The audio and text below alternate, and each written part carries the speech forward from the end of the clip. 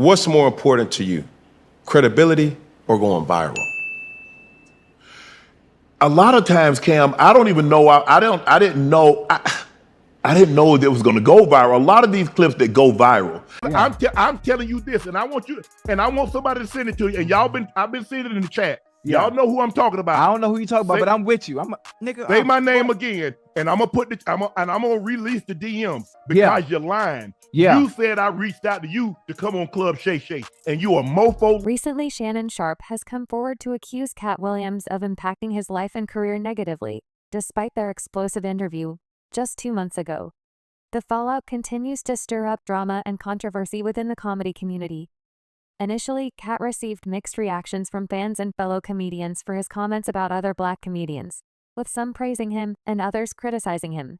Now the focus has turned to Shannon with accusations that he's using his platform to undermine Black men, leading to claims that he's anti-Black. Shannon isn't taking these accusations lying down and has redirected attention back to Katt, insisting that Katt is the one at fault. Allegedly, Shannon has also blamed Katt for allegedly tarnishing his career irreparably. And while all this is happening, celebrities have also taken turns on directing jabs at Shannon and his platform Club Shay. Amidst all this drama, it's hard to say what's really going on, but grab your seats because this tea is getting heated. But first, don't forget to like, subscribe, and hit the bell icon for all the latest updates on your favorite celebrities. I remember when I did Cam. I remember getting up and I turned back and I look at my Katt, and I look at my producer and he's shaking his head. I'm like, oh man, we done messed up. So I'm like, what did I say? Yeah. Did I say something? He like, this is gonna be the talk of 24. No way. I'm like, you think so? Club Shay is turning into a real circus lately, as DL Hughley said. It's like Wendy Williams never left. She just brought a weight set with her. It's been nearly 2 months since Katt Williams dropped that bombshell interview with Shannon Sharpe, and the fallout is still rocking the industry with over 70 million views on YouTube. You know, it made waves. The internet was buzzing nonstop. You'd think after all this time, people offended by it would have moved on, right? Apparently not, because the drama is still alive and kicking. Shannon's not just catching flack anymore now. He's pointing fingers at Katt Williams, accusing him of stirring up all this hate. Shannon's even claiming Katt tried to sabotage his career. This whole mess has been brewing since day one of that podcast era. Most of the heat and criticism fell squarely on Katt, coming from fellow comedians and entertainers. Katt spilled a lot of secrets, especially about comedians in his circle, which didn't set well with them. Many felt he was trying to publicly shame his fellow Black comedians, sparking a backlash. Let's face it, Katt didn't hold back, particularly targeting some comedians hard. Some saw it as jealousy or bitterness, especially given his recent career challenges. One of his primary targets was Cedric the Entertainer, accusing him of joke theft from other celebrities and passing them off as his own. Knows why liars lie. And that's why I had to come on the program. Cedric did the same thing. Cedric told you when you asked him, did you steal Katt Williams' joke? Yeah. He said, it don't line up. How it don't line up that I did it on TV in 2018? You came to see me at the Comedy Store do it in 2019 and then did it on the Kings of Comedy. Like, what doesn't line up? This is a televised joke that Mark Curry helped me punch up and get to the level that it was. Katt Williams then publicly accused Cedric of being inauthentic, alleging that Cedric relied on stolen jokes or ghostwriters instead of writing his own material. Unsurprisingly, Cedric took offense to Katt's remarks and fired back on Instagram, stating, regardless of Katt's opinions, my career speaks for itself. With over 40 movies and numerous specials, my work defines me. I've supported talents like Katt, and his tough talk is just noise. I'm focused on my path, and he can handle his own. Kevin Hart also joined in on criticizing Katt, mocking him on social media by likening him to a circus clown. It's understandable why Kevin retaliated, as Katt had accused him of joke theft and being an industry puppet. Katt went further to allege that Kevin fabricated his success, claiming it was all an illusion. According to Katt, Kevin exaggerated his achievements and misled people about his true level of success, suggesting it was all.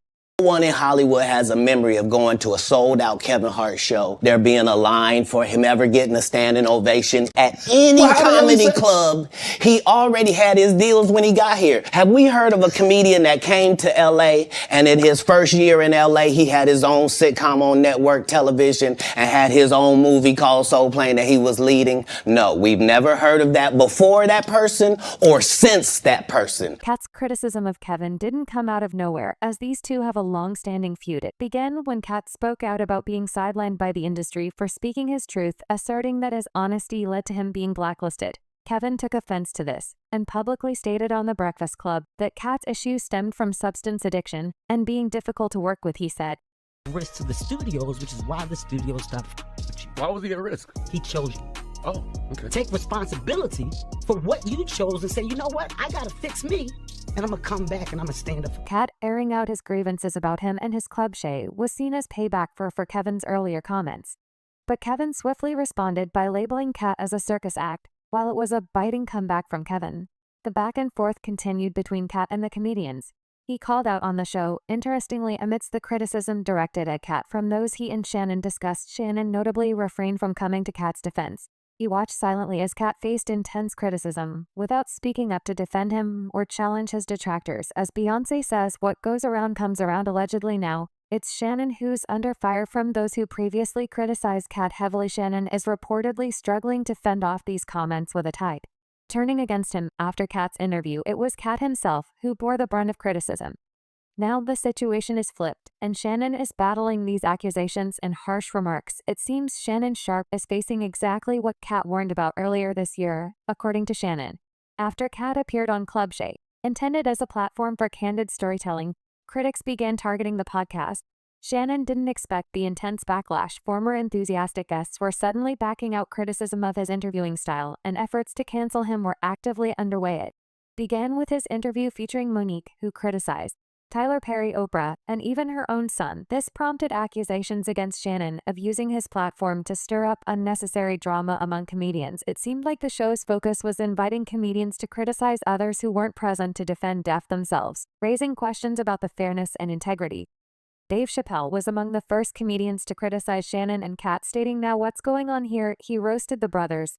He didn't say a word about any of these white boys. None of them move like that. Katt is one of the greatest artists in the game, so why paint ugly pictures of us? Enough hurt people, but I'm a hurt person who's never hurt people. He does it all the time. Dave also focused on them jeopardizing the livelihoods of their fellow black men, adding, "If I told my story, it would break your heart. I lost everything and never snitched on anybody."